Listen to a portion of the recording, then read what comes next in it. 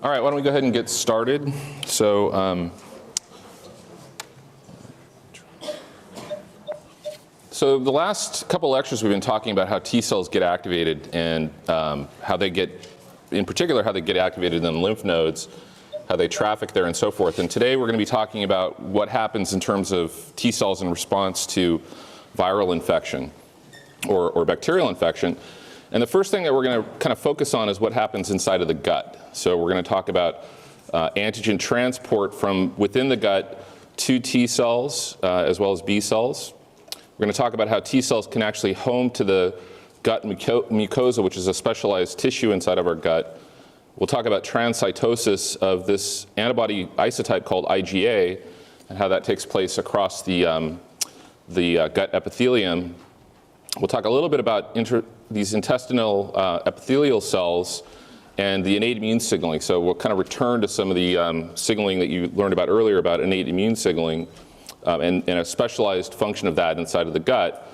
And then we'll talk a bit about anti-parasite responses and how this discrimination between a Th1 and Th2 differentiation makes a really important, is very important for that process.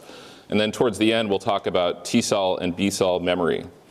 And I just want to point out that there will be no lecture on Monday because it's Veterans Day. You're certainly welcome to show up and enjoy the classroom, but I won't be here, so if you want. I mean, you can talk amongst yourselves. All right, so the first thing I wanted to talk about is the gut, and in particular, when we think about the gut, we think that's the place where all of our digestion of food is taking place. But in fact, there's a huge amount of stuff in the gut that's not food, right? So we have a lot of different bacteria, we have a lot of funguses and so forth that are basically resident inside the gut, and they are part of our bodies, okay? And in a sense, they actually play a really important role in us. So any sense about how many of them exist in us versus us? How many, on a cell-to-cell basis, does anybody have any sense about what the difference is?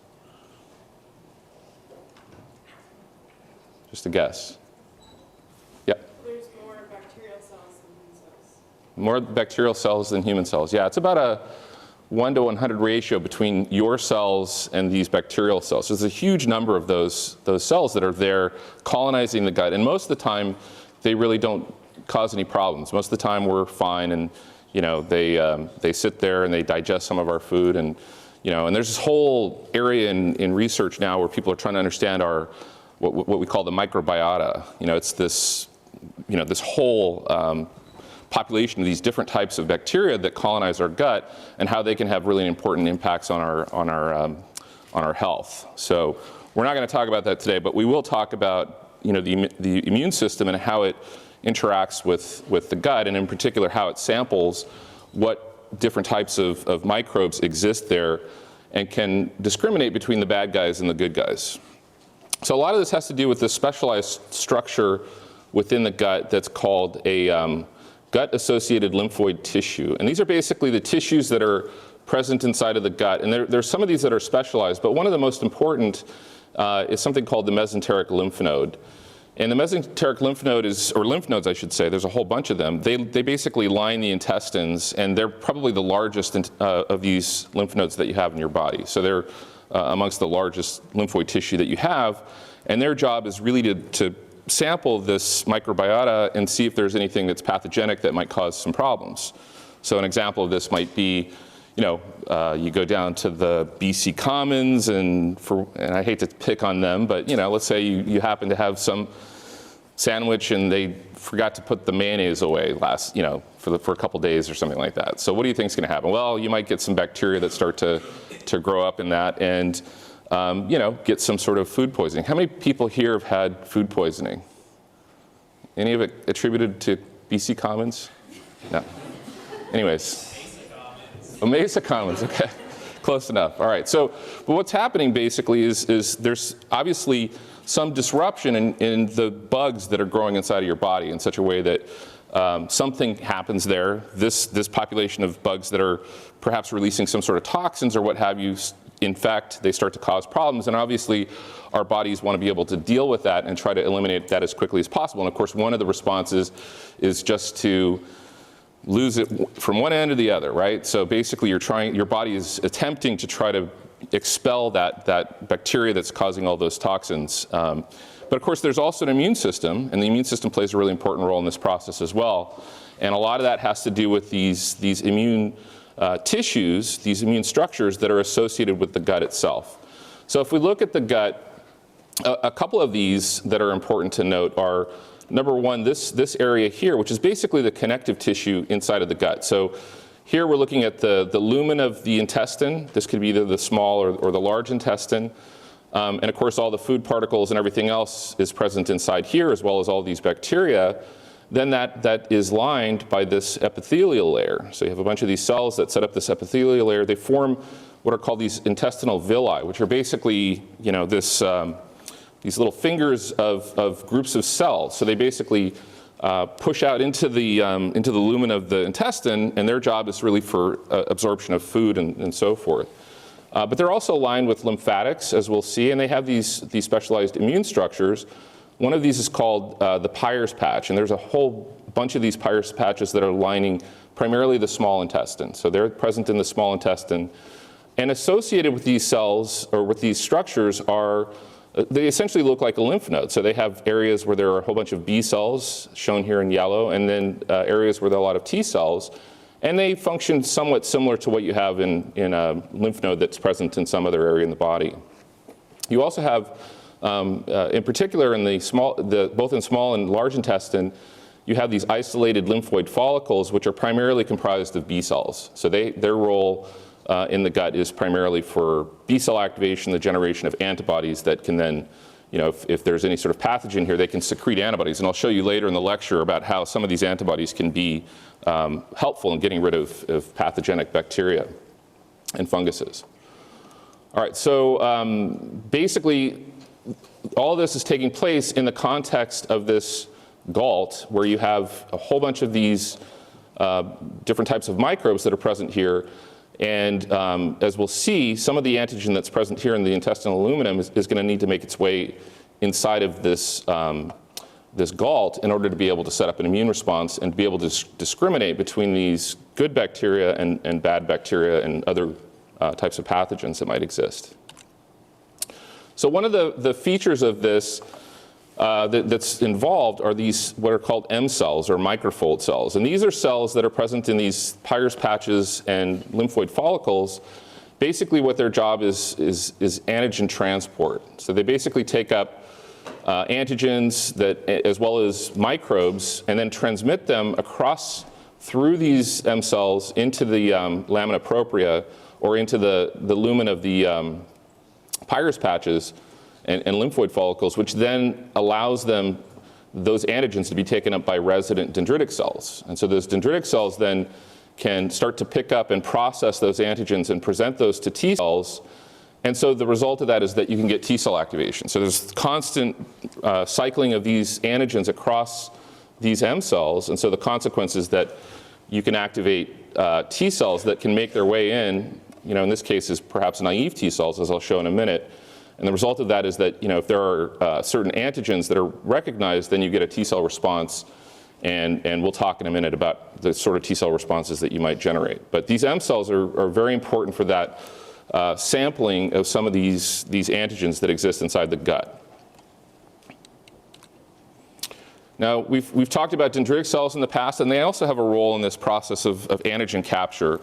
And in this case here, dendritic cells can come along, and oftentimes this is in response to some sort of a infection. So if there's an inflammatory environment, if there's a lot of inflammatory cytokines, these guys can get activated, and they tend to go, and then by basically putting one of these dendrites through this epithelial layer, they can put a little hand out and essentially capture some of these antigens right out of the lumen of the ER, or lumen of the gut. And so the result is then they can pull those back inside of the gut and start to present those to T cells. And oftentimes they'll make their way into a nearby area where you have a lot of T cells. Perhaps this is in Peyer's patches, or they may move move towards a mesenteric lymph node, where they can then encounter these naive T cells, and the consequence of that is that you can activate these T cells. And this is just showing an example of that here, where you've got a dendritic cell extruding this little dendrite into the lumen of the gut here, and then picking up antigens in order to present those to T cells. Now this process, I should say that this is not simply going to be taking place in response to an infection or some sort of a pathogen here. This sampling actually happens all the time. And we won't talk a lot about it today. I'm going to show a movie, and maybe we'll hear a little bit about it in that. But it's important to note that the gut is colonized, and the antigens that are picked up oftentimes are non-pathogenic. So the result of that is that when these guys are picking up these, they could be from bacteria, they could be fungus, what have you. They could also be food antigens. I mean, all the time our gut is sampling these food antigens, and those are obviously foreign antigens. But the result of that oftentimes is that if this is a non-inflammatory environment, those antigens are presented to T cells, and those actually tolerize those T cells. So the consequence is you generate a bunch of regulatory T cells, and those regulatory T cells can basically block inflammation when there's no, when they get activated in the absence of that sort of inflammation. So the result of that is that most of these antigens are going to promote tolerance. And that makes a lot of sense because we're colonized by all these bacteria, all these different types of microbes. We want to make sure that we don't have some sort of an inflammatory response going on all the time. Now, in fact, if you look inside of the gut and you look at some of the different populations of lymphocytes, different populations of immune cells there, what you find is that oftentimes T cells and B cells that are present there actually look like effector cells. So remember before we were talking about the difference between, say, a naive T cell and an effector cell, and the same thing for B cells. When they become activated, they proliferate, and then they become effector cells, and those effector cells have these immune functions. They can become a cytotoxic T cell and kill cells. They can become a Th1 cell or a Th2 cell and be able to control certain types of immune responses. But if you look at the cells that are present within the gut, here in the lamina propria, oftentimes you find that the cells there, that they have this sort of activated effector phenotype. They look like they're being activated. And in fact, they are. It's just that in this case, because this gut here is filled with all of these resident microbes, we don't want to set up an immune response. And so there's kind of a level of tolerance. Even though these cells are activated and they seem to want to set up an immune response, they really don't. And the reason for that is the fact that in addition to all these T cells and dendritic cells and B cells and so forth, the cells that are present inside the gut are somewhat specialized. So these cells, an example of this is that you have a lot of dendritic cells and macrophages, which you guys know are really good at doing antigen presentation. But in the context of the gut, they don't have expression of these toll-like receptors. And so in the absence of toll-like receptors, what happens? Let's say you're an antigen-presenting cell and you don't have a toll-like receptor, so what do you think is going to be the case for the ability to activate a T cell? Yeah? You can't activate the innate immune response, like common pathogens. Right. So you can't activate the innate response. What's going to happen to the T cell response? Yeah? You get a secondary signal to activate T cells. You don't get a secondary signal to activate the T cells, that's right. So you don't get the costimulatory ligand, you don't get this maturation of this population of T cells, or of dendritic cells. And so the result of that is that tends to be energizing. It tends to promote tolerance. And so you normally would not get an inflammatory response. You normally would not set up an immune response, which makes sense here. We want to have essentially immune cells that are there. They're recognizing that there's a lot of microbes, but in this case, they don't need to set up any sort of immune response because those microbes are beneficial, or at least they don't harm us. Okay, so in those contexts, these cells, while they may be activated and they may have something of an effector phenotype, in this case, they are quiescent for the most part. They're not setting up an immune response. And that's, that's also true for pathogens as well. And so there's additional features we'll talk about later where these cells can recognize that there are pathogens that have come along. So in addition to these T cells that we've heard about before, these standard T cells that are CD4 expressing helper cells or CD8 expressing cytotoxic cells, there are also a specialized subset of T cells called intraepithelial lymphocytes, which are, or IELs, which is a distinctive population of T cells that look sort of like CD8 cells, but they have a unique feature in that they have either alpha beta or gamma delta T cell receptors. And these T cell receptors, they have a very restricted range of antigenic specificity. We'll talk more about these later in the class, but in a sense, these IELs are essentially geared towards interactions with essentially innate, almost like PAMP-like signals that we'll talk about later. So these IELs are present, again, they have this sort of activated phenotype. And on top of that, the cells that are present here have distinct homing properties. So these IELs are getting shunted into this area of the gut. This is in the lamina propria, and that's as a consequence of expressing the appropriate types of adhesion molecules and chemokine receptors that allow them to come into the gut. And so the result of that is that you don't tend to find these distinct IELs in places other than in the gut. You don't find them, for example, in a lymph node somewhere else. Okay, any questions about that? All right. So how do these cells know where they're supposed to go? How do these T cells, once they become activated, know that they're supposed to go back into the gut? I said that IELs, for example, have this unique set of chemokine receptors, and they respond to specific, what we call addressins, so that they go back into the gut. How do they do that? Well, this is an example here where you might have, say, naive T cells that are going to make their way inside of this Peyer's patch. So again, the Peyer's patch is essentially like a little lymph node that is associated with this epithelial layer inside of the gut. Here's an M cell here, and you have some antigen that's coming inside from the lumen of the gut into this Peyer's patch, and it's being presented to these T cells by a dendritic cell. So first off, how do the T cells get there? Well, we've talked a little bit about this before, that these naive cells are constantly circulating through the body, so they're not just getting stuck in one place and then staying there. So that's also true for Peyer's patches. So you have a T cell that, in its naive state, it has this chemokine receptor called CCR7 that's expressed on its surface. And that responds to chemokine ligands called CCL21 and CCL19. And they also have this molecule L-selectin. So L-selectin is basically expressed at high levels on these naive cells and allows them to interact with certain integrin molecules. And so the consequence of this is the T cells get activated inside this Peyer's patch. They first get shunted there. If they recognize the appropriate antigen, they get activated there.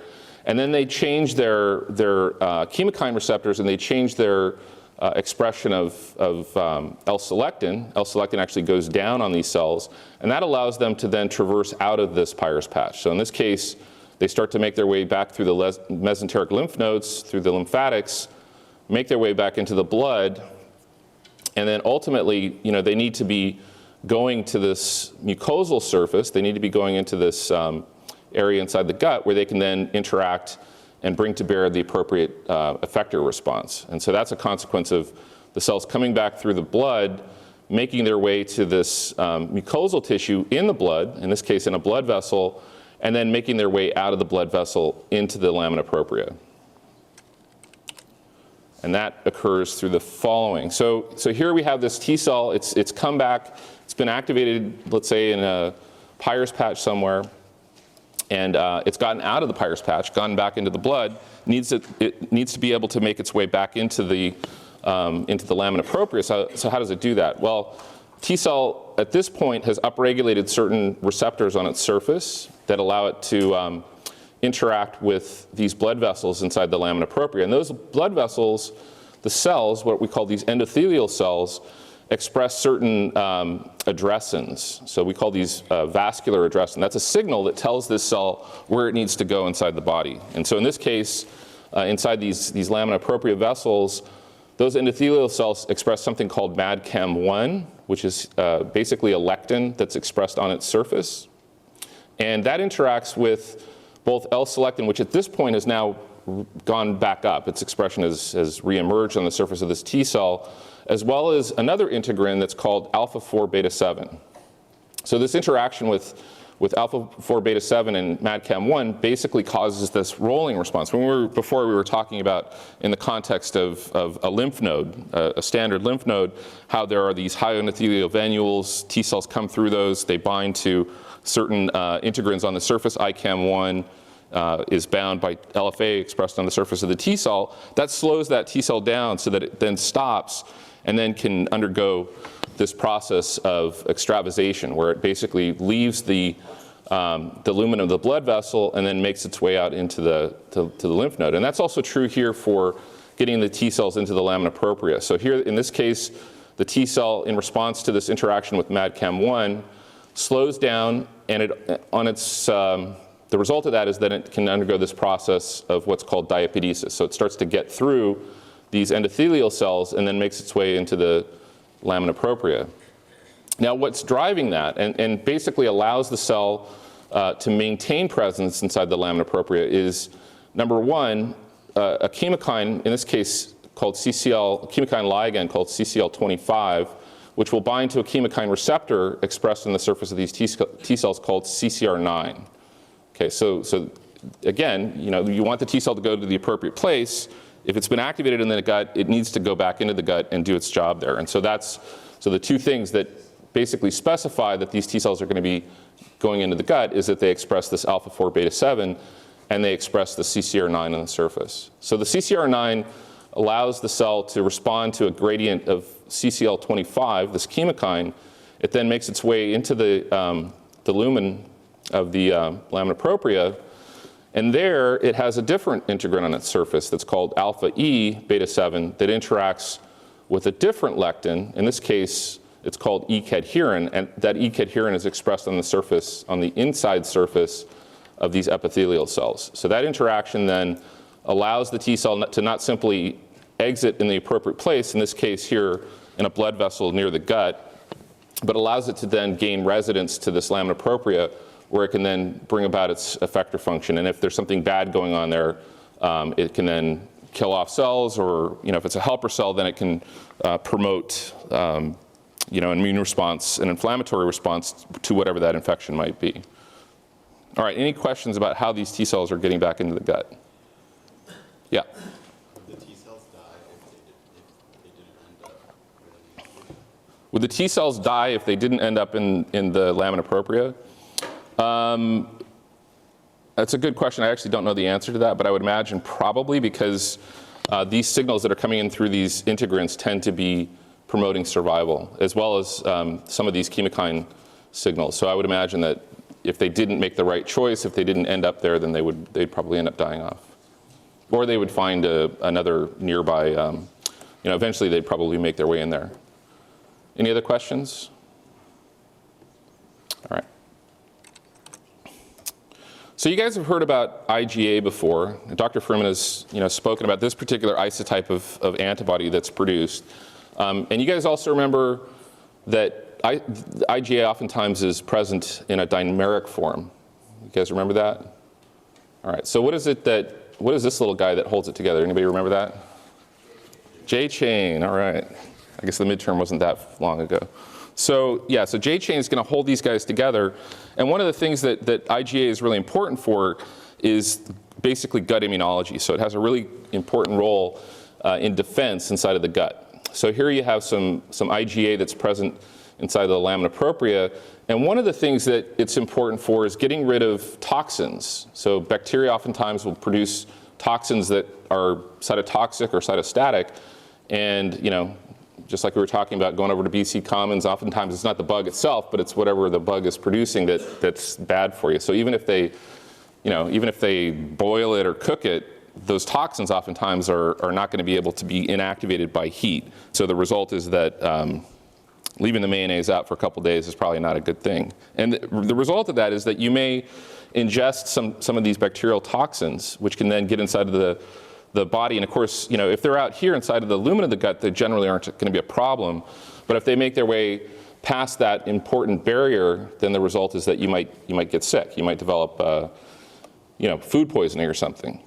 So one of the things that this IgA can do is pick up these toxins. So if they're specific for that particular toxin, then they can bind to the inside layer of this, this layer of these epithelial cells. And so the epithelial cells have on their surface something that's called this poly-Ig receptor. So here you can see the poly-Ig receptor present on the basolateral side of this epithelial layer binding to the IgA.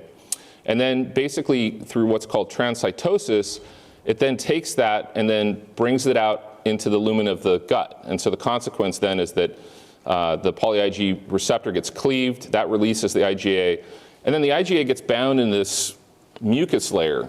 We'll talk more about this mucus layer in a minute, but basically the result of this is that your gut is lined with a bunch of IgA, and that IgA is there to be protective. So one of the things that it can do once it gets there, obviously it can transport these toxins out of your lamina propria into the lumen of the gut, and then through processes that you're all familiar with, all that stuff will move down the system and then out to the, you know, whatever. So that stuff gets expelled from the body, and it's not going to cause any problems, right? So that's one of the things that it can do.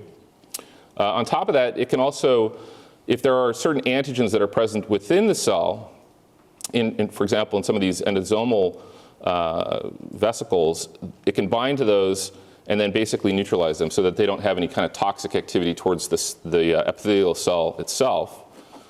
On top of that, because it's now secreted on the surface of that epithelial layer and is stuck in this mucus layer, it can then associate with certain types of bacteria or other types of microbes and prevent these microbes from being able to infect these cells. So it can act as a barrier to neutralize these pathogens and potential toxins and be protective to the epithelial layer along the gut.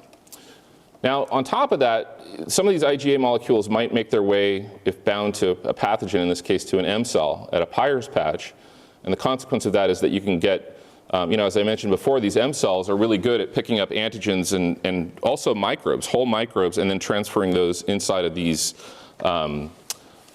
GALT tissues, right? They can bring those into Peyer's patches or these other structures. And so the consequence of that is that then they can feed these to dendritic cells and other innate immune cells, and the result is that you can get presentation to T cells. And then on top of that, within the endosomes itself, any of these IgA molecules that are picked up, if there are toxins within toxins or other sorts of antigens that are present inside of these endosomes in these M cells that are involved in antigen transport, they can pick that up and be involved in delivery to an antigen-presenting cell like a dendritic cell. So there's a whole role for IgA inside of the gut, and it's obviously pretty important for it there. Okay, so any questions about IgA in the gut? All right. Now, inside of these epithelial epithelial cells that line the gut, there is a specialized type of innate immune receptor that are called these NOD proteins, and that stands for nucleotide binding oligomerization domain protein. So basically what they do is they can recognize if there's any kind of bacterial infection that's taking place inside of the cytosol of these epithelial cells. And basically, and an example of this is something called moramal dipeptide, which is a diaminopimelic acid, whatever that means. But it's something, the important point of that is that it's present in gram-negative bacteria, and that's the only place it's present. It's not normally produced by our cells or anything like that. So this serves as a PAMP, one of these pathogen-associated molecular patterns. And obviously, this moramal dipeptide is not something that our cells are going to normally have. It's not going to normally be present inside of the cytosol of these gut epithelial cells. And so if it's there, then there's obviously something wrong. We don't want to have it there. I mean, if you want to have these bacteria coming in, you would bring those through these M cells. So they express this NOD2 protein, and NOD2 can bind to this PAMP, and the result of that is that, very similar to other toll-like receptors, that can result in the induction of essentially a danger response in the cell. And so there's a kinase that's called RIC that can bind to NOD2. In this case, when NOD2 is bound to this PAMP, the result is that it oligomerizes, and that oligomerization then allows RIC to become activated. And then Rick then activates this transcription factor called NF-kappa B. And we talked a little bit about NF-kappa B before being involved in T cell activation. In this case, NF-kappa B is basically picking up this signal, going inside of the nucleus, and then turning on the transcription of pro-inflammatory genes. So some of these genes are chemokines that can be involved in recruitment of T cells and other inflammatory cells like neutrophils and so forth. They can also produce cytokines that might perhaps bias T cell activation. Then they also express defensins. So as a consequence of detecting this, these defensins are secreted, and these defensins are essentially antimicrobial factors. They're short little peptides that are secreted from the cell. They can bind to viruses and bacteria and essentially inactivate them. So they disrupt the membrane of those cells and can kill them as a consequence. And so all these kinds of signals then are basically setting up a response that says, hey, there's not only resident bacteria here, there's not just the sort of the standard, population of these bacteria and fungus and so forth, but there's also something bad here, because normally you don't have these cells getting inside of epithelial cells. So that's one example of how the immune system can discriminate between, essentially the normal flora that you have inside of your gut versus some of these pathogens where you may have disruption in that barrier that normally exists. Okay, any questions about that? Yes? So does that mean our normal flora is gram-positive? No, it just means that normally, so there are other signals that would be detected for, say, a gram-positive bacteria. Gram-negative and gram-positive can both induce an inflammatory response. In this case, the significance here is that it's, this PAMP is intracellular. It's actually sitting inside of this epithelial cell. So if there's a disruption, or some of these bacteria are particularly pathogenic and they are attempting to make their way and infecting these epithelial cells, that's a problem, right? We don't want to have bacteria that are actually getting through that barrier. And so that sends a signal that says there's something really wrong with whatever the resident bacteria are here. Any other questions? All right. So one other example of the kind of stuff that can get into our system are these parasitic worms. And even at BC Commons, it's unlikely that you're going to get any of these parasitic worms, at least not that I've heard of.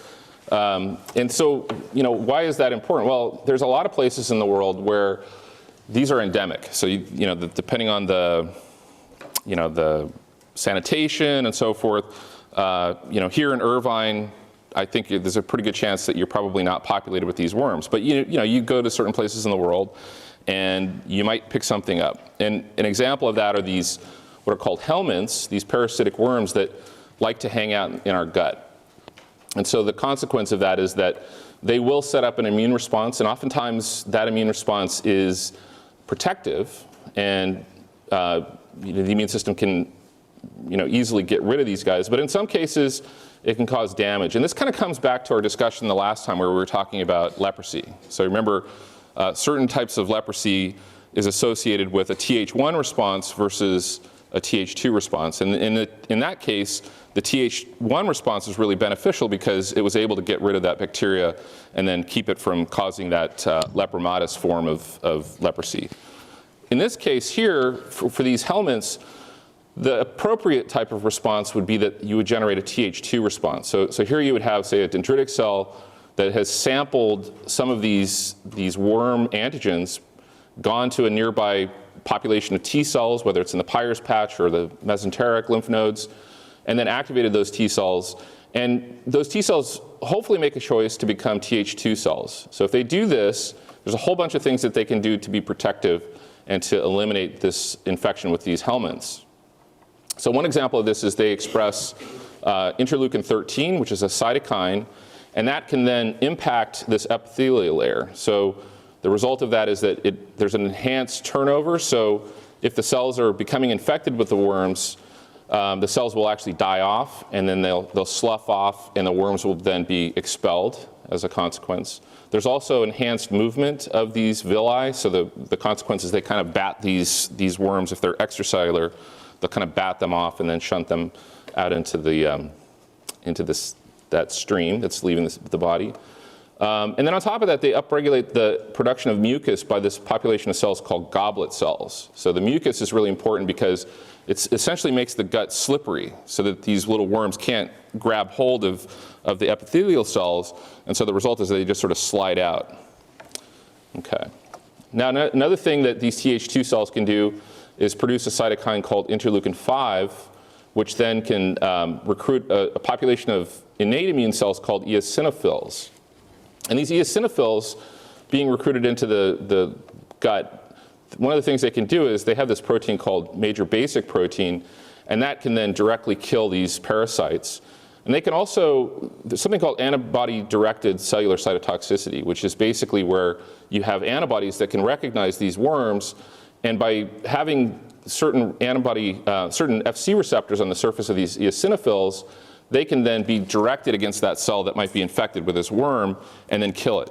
So that makes sense. It's sort of like a cytotoxic T cell where if there's some sort of microbe that's present inside that cell, you have a way to kill it off.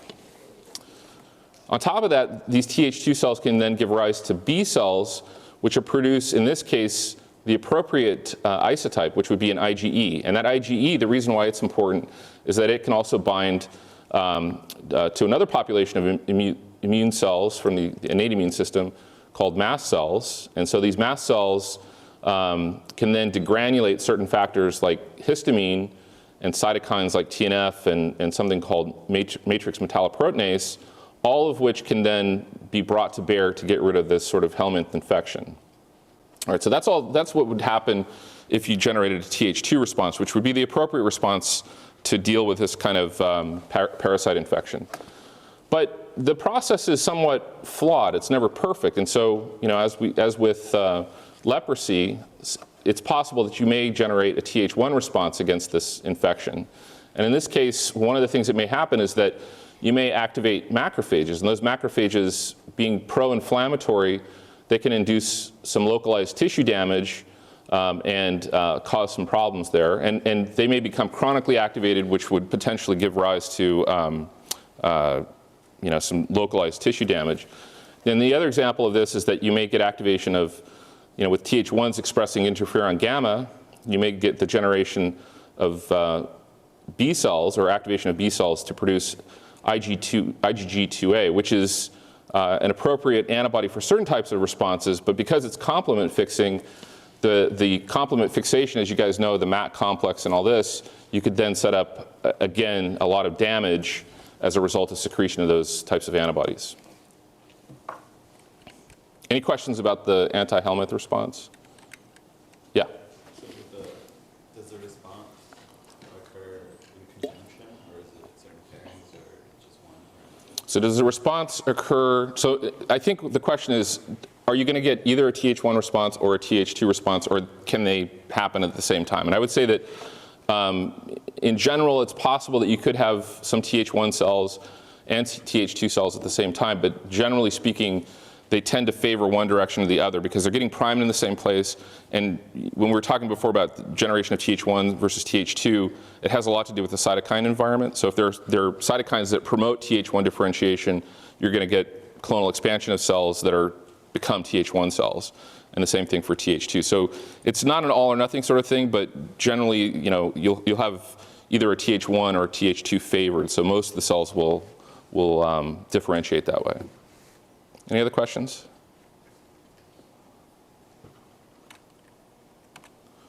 All right, so I want to show a quick little movie on this.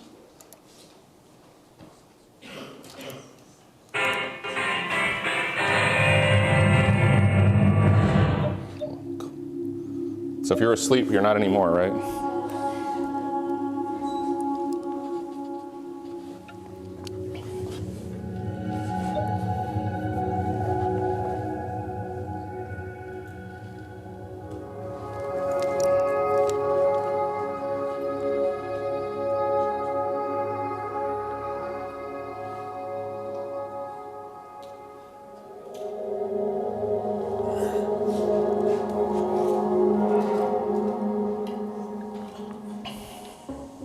The human gut can be the scene for devastating conditions such as inflammatory bowel disease, which arises through an improperly controlled immune response.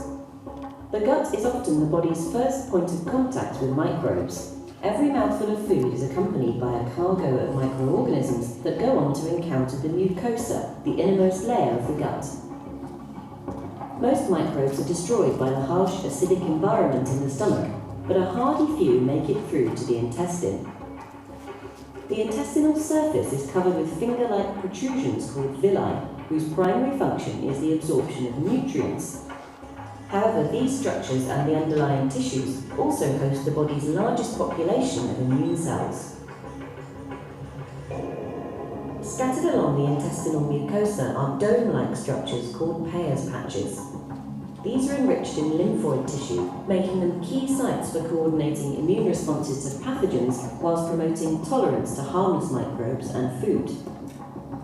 The villi contain a network of blood vessels to transport nutrients from food to the rest of the body. Lymphatics from both the Peyer's patches and villi drain into the mesenteric lymph node.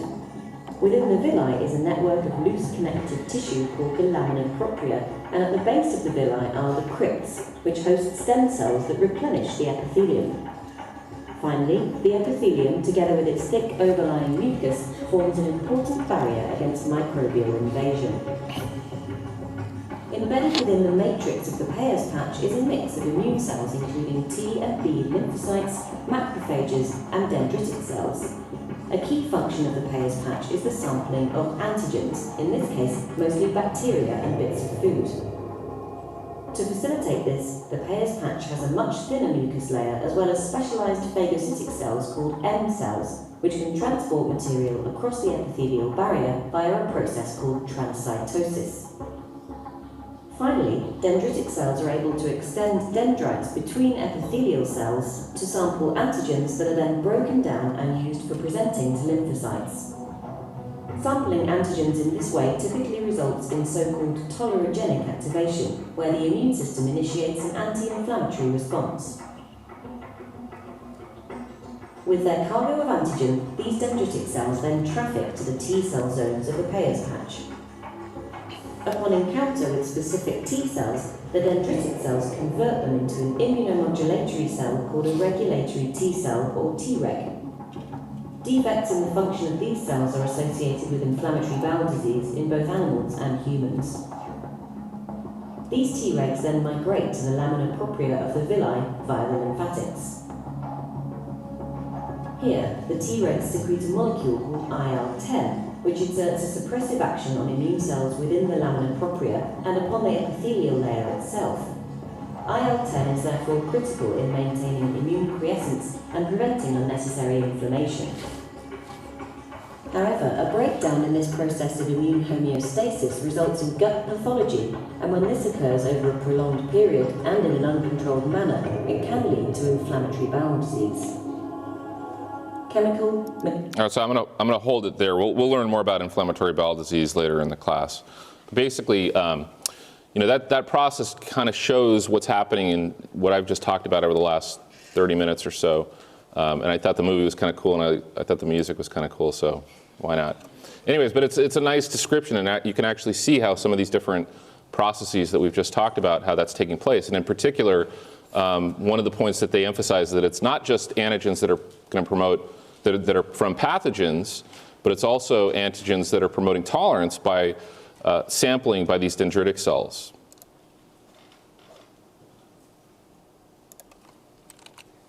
So we come to this issue of memory, and in particular immunological memory, which is not to say what you generate before you take a midterm or final in the class, but rather what vaccines might generate or what a previous response to some sort of a pathogen or other types of antigen might induce. And this is just an example showing what an immune response might look like with the generation of memory. So here, let's say that you have an infection. This could be a virus, like an influenza virus or what have you. And then within time, you start to generate a bunch of effector T cells. So you've had some naive T cells that become activated in response to that infection. They then start to expand. They undergo this clonal expansion process. And then at some point here, they start, the effector cells then start to be getting rid of whatever the insult might be. So the virus goes away. You also generate some antibody, and what you see is that over time, following that primary infection, you start to lose a significant number of these effector T cells, and then also with time you lose the antibody. And the important point is that it looks like the system is essentially restored. You've had protective immunity, gotten rid of the bad stuff, and then you kind of return to a baseline. And that baseline can last for many, many years. But one of the things that you might notice that if you have a secondary challenge by that same pathogen, you get this much more dramatic secondary response, and it's much more effective. In fact, a lot of times you're completely protected from that secondary challenge. And that is the result of the fact that you have what are called memory cells. And that protective memory, in this case, once that is activated, you can have a much more prolonged level of protective immunity where you don't need to set up another response. So there's a lot of this antibody that sticks around and can be protective over time. So how are we coming about that? Well, once T cells and B cells become activated by antigen, they then become effector cells that we've talked about, and that's also true for B cells. In this case, they become plasma cells, so they can secrete antibody that's protective. But a fraction of those cells will then become what are called memory cells, these long-lived cells that are antigen reactive, so they've already undergone the process of becoming activated to a particular antigen, whether it's a T cell or a B cell, and they basically maintain themselves, and that maintenance can exist throughout our lives. So people that have had exposure to, influenza 50, 60 years ago, they still have T cells and they still have memory B cells that can recognize that had been expanded initially. And we know that because obviously, previous exposure, in this case to a vaccine, this is against smallpox, can give you lifelong protection. And just an example of how that might work. So if you look at virus-specific antibody, if you've never been vaccinated against smallpox, which is vaccinia virus, you have a 10-fold reduction in the amount of specific antibodies that can then wipe out smallpox inside your body. And so that, in the case of this particular vaccine against smallpox, it's been extraordinarily useful and essential because smallpox used to be very, very nasty stuff, and now very, very few people get that. Now, with T cells as well, you also generate significant numbers of these memory cells. And what's interesting here is the number of exposures to the vaccine. So here you can see over time, even if you're 20 to 30 years versus, say, later in your life, 50 to 70 years, you still have this protective population of these T cells because these memory cells are long-lived. But the important thing to note is that there's not a whole lot of difference if you had one vaccination or if you've had two vaccinations. Okay, so the number of cells, both CD4 and CD8, that are specific for that particular antigen or pathogen are pretty close.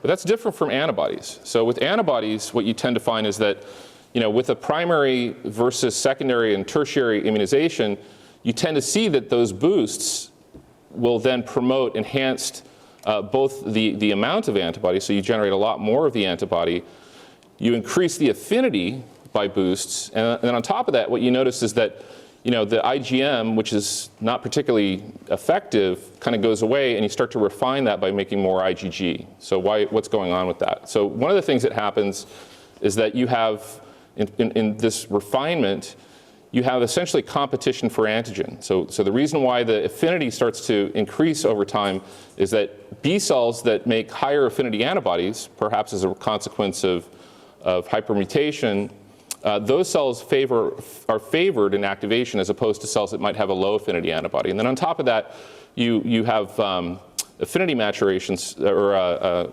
isotype switching, and that isotype switching then changes, so you're no longer making these lower affinity IgM, but you're making the appropriate IgG, which will then bring to bear the proper kind of effector response from those antibodies. So those are two things that are happening, one of which is that you get hypermutation to generate a much higher affinity response, and that's being primed by this repeated exposure or boosting by this vaccine. And one of the other things that happens with this is that memory cells really essentially are the ones that are going to respond, but not the naive cells in a memory response. And of course that makes sense, but what's the mechanism for that?